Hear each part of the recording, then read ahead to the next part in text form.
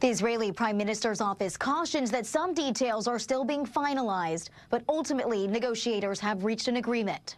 At long last, I can announce a ceasefire and a hostage deal has been reached. It's a major breakthrough that came after intense negotiations between Egypt, Qatar, the U.S., Israel, and Hamas. The draft agreement calls for a 6-week initial ceasefire phase, during which 600 truckloads of humanitarian aid will be delivered to Gaza every day. Hamas will then start releasing hostages, beginning with women, children, and men over 50, in exchange for hundreds of Palestinian prisoners. Negotiations over the second phase will start 16 days later, with the third phase expected to mark the start of Gaza's reconstruction, which will be supervised by Egypt, Qatar, and the UN. Too many innocent people have died. Too many communities have been destroyed.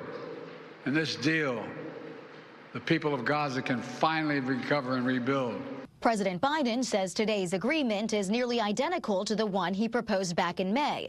But it was almost derailed by a last-minute disagreement over Israeli troops deploying along Gaza's border with Egypt. Israel says Hamas backed down, and the Israeli government is expected to vote on the deal on Thursday. Today begins a responsibility for both sides, who will be supported by the international community and the mediators in order to achieve complete success. President-elect Trump is also taking a victory lap, writing on social media that the deal was only made possible by his victory in November. In Washington, Rebecca Castor, Fox News.